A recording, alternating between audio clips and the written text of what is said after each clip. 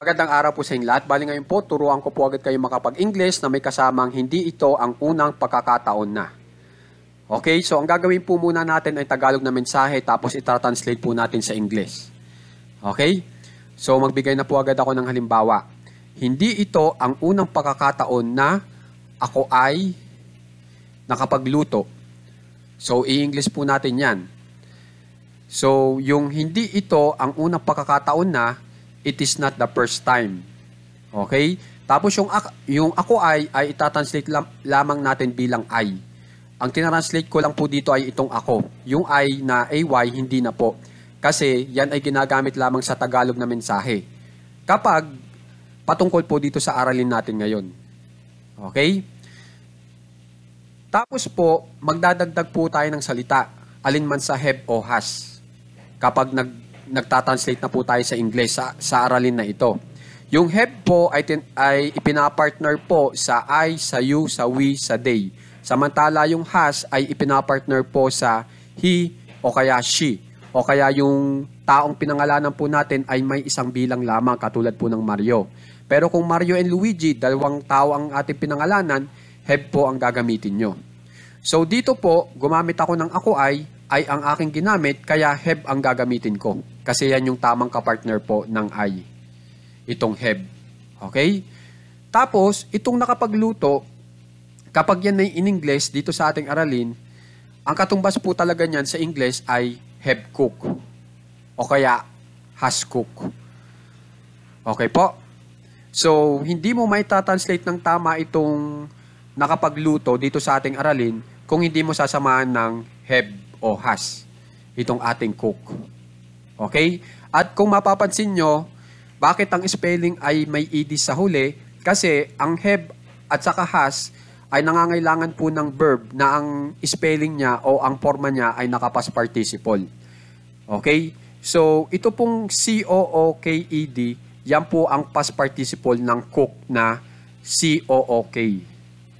Yung sin naman, yung S-E-E, ang past participle naman po noon ay seen, may N sa dulo. At malalaman nyo po yan kapag tiningnan nyo sa dictionary. Subukan nyo po itong C, itong S-E-E. Hanapin nyo po sa dictionary yan. At hanapin nyo po doon yung past participle form niya. At ang ibibigay po sa inyo ay itong seen, yung may N sa dulo.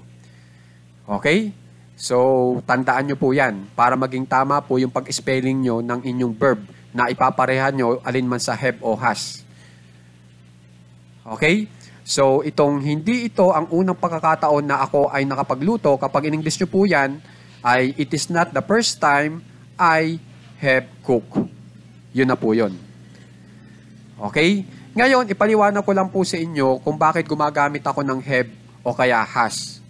Ang have po o kaya has ay ginagamit po para makapagbigay po tayo ng ideya na sinasabi natin na yung ating pinag-uusapan ngayon ay may kinalaman din po sa nakaraan.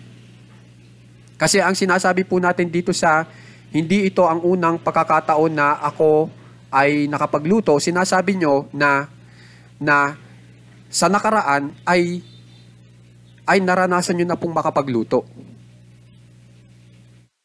Kaya sinasabi nyo ngayon ay hindi ito ang unang pagkakataon na ginawa mo itong action na ito, itong pagluluto. So may connection po yung inyong pinag-uusapan sa nakaraan.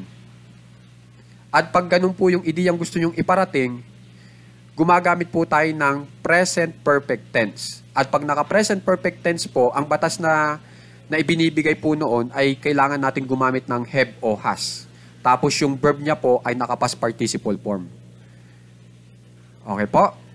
So yun po ang dahilan. So, isa pang halimbawa, hindi ito ang unang pagkakataon na siya ay nakakita nito. Kapag in-English nyo po yan, it is not the first time. Kunyari po yung siya ay lalaki, edi he ang gagamitin ko. Pero kung babae, she. Subukan natin pong lalaki. It is not the first time he has seen it. Para sa hindi ito ang unang pagkakataon na siya ay nakakita nito. So, ganyan lang po kadali. Gumawa ng English sentence gamit po ang hindi ito ang unang pagkakataon na kung may ganito po kayong pattern. So, sana po natutunan nyo rin po ang tamang paggamit ng have o has. Okay? At saka yung tamang pagkasunod-sunod ng mga salita.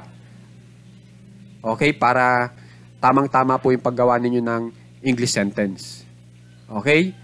So, isa pang halimbawa, hindi ito ang unang pagkakataon na si Mario ay nakarating sa Canada. Okay? Kapag in English nyo po yan, it is not the first time Mario has been to Canada. Ganun naman po. Okay? So, sana po makikipag-aralan ng maigi po itong ating leksyon. Okay?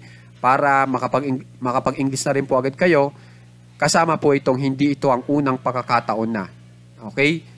Na kung saan ay ginagamitan po natin ng have at saka has. Maraming salamat po.